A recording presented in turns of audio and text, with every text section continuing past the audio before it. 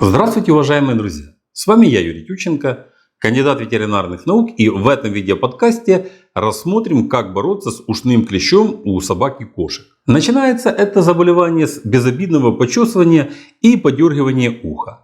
Со временем эти явления усиливаются, поведение вашего питомца становится беспокойным, со временем животные начинают чесать уши когтями, при этом довольно сильно травмируя их. Постепенно на местах расчесов появляются залысины, гнойники и незаживающие ранки. Постепенно появляются гнойные выделения из ушной раковины, которые, подсыхая, образуют в складках и углублениях ушной раковины корки и струпья. Именно это является основным визуальным признаком того, что ваша собака или кошка больны ушной чесоткой.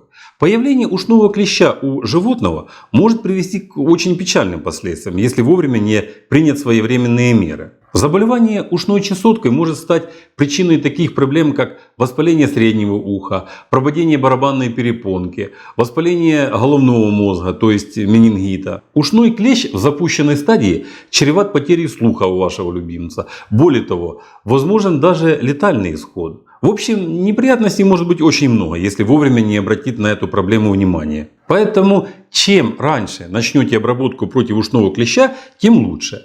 На начальном этапе развития отодектоза я даже не могу назвать это лечением. Это просто обработка против ушного клеща. Это как прогулка в лес. Приятно и не хлопотно. Лечение будет потом, когда уже наблюдается запущенная форма заболевания. Для борьбы с отодектозом сейчас есть масса эффективных инсектоакарицидных препаратов. Как правило, это различные капли и мази с акарицидным компонентом. На начальной стадии развития процесса можно применять практически все капли, которые применяются для уничтожения блох и клещей. Например, такие препараты, как Advantix, Bar, Stronghold, Blocknet. Не буду сейчас перечислять дальше весь список препаратов, так как список их очень большой. Я назвал лишь только те препараты, которые первыми пришли на память.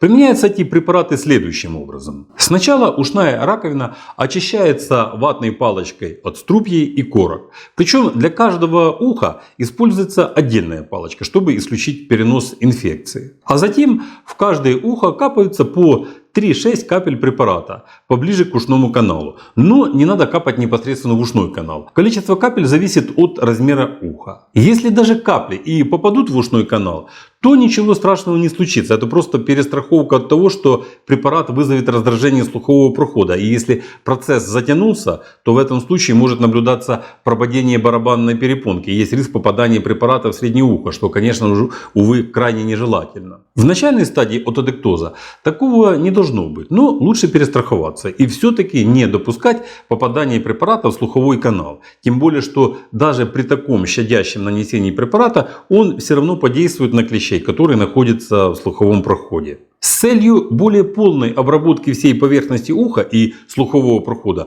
ушную раковину складывают вдоль пополам и слегка массируют ее основание. Через 10-14 дней с учетом цикла развития клещей для гарантии можно провести повторную обработку. Хотя большинство препаратов даже при однократном применении действуют очень эффективно. Можно также применять и инсектоакарицидные мази, например, аверсектиновую мазь или оридермил, офтальмогель. Также при этом надо провести стандартную обработку животного против блох и клещей этими же каплями согласно инструкции. Вообще я вам скажу, что если проводить регулярные обработки животных против блох и клещей, то риск заразиться отодектозом у животного практически нулевой.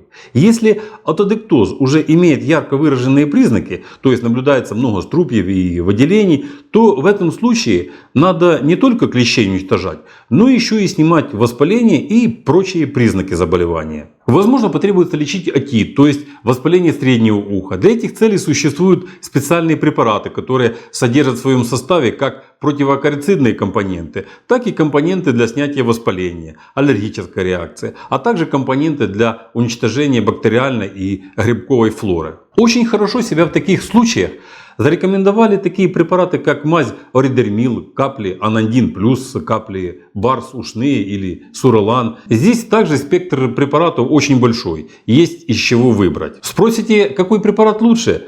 Да, все перечисленные препараты эффективны, особенно в начальной стадии развития ушного клеща. Здесь все зависит от резистентности клеща к препарату, но резистентность клеща к препаратам пока наблюдается достаточно редко. На лечении запущенных форм отодектоза, подчеркиваю, уже не на борьбе, а именно на лечении, то есть при наличии сильного воспаления ушного канала и барабанной перепонки, аллергической реакции, а также наличии бактериальной и грибковой флоры и, возможно, других патологических проявлений, не буду сейчас останавливаться. Это уже прерогатива только ветеринарного врача. Ваша задача не допустить у животного такого состояния.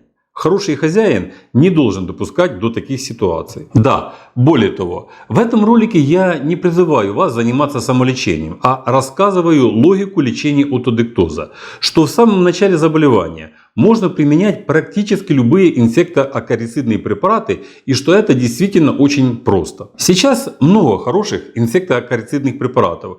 И в самом начале развития отодектоза я даже болезнью это не считаю. Это как проверка уровня масла в автомобиле. Автомобилисты меня поймут, что я имею в виду. И как проверку масла надо делать регулярно, вот так и диагностику на наличие ушных клещей у животного тоже надо проводить регулярно. И если уровень масла в автомобиле приближается к минимуму, то надо масло долить до требуемого уровня. И для этого совсем не надо разбираться в тонкостях автомобиля. Но если масло вовремя не долить, то так можно и автомобиль угробить. Причем потом никакого оправдания перед другими автомобилистами найти будет нельзя. Никто не поймет никаких оправданий. Вот так и с клещами. Увидели, что собака чешет ухо и начинают появляться какие-то корочки в ушном проходе, то это уже сигнал того, что возможно это начало развития отодектоза. И что лучше провести профилактическую обработку против отодектоза, не дожидаясь, пока это перейдет в более серьезную фазу, при наличии которой без ветеринарного врача уже нельзя будет обойтись. Для этого не надо быть ветврачом, для этого надо быть просто внимательным хозяином. Если у вас нет уверенности и вы все-таки боитесь самостоятельно провести обработку против отодектоза, то тогда покажитесь ветеринарному врачу. Но запускать этот процесс нельзя, это чревато последствиями. Еще раз акцентирую ваше внимание, что если обрабатывать животное профилактически от блох и клещей и регулярно проводить осмотры ушной раковины, а также содержать ее в чистоте, то риск отодектоза минимален. По этому вопросу у меня все. А пока всего вам доброго, здоровья вам и вашим любимцам, подписывайтесь на наш канал и до новых встреч!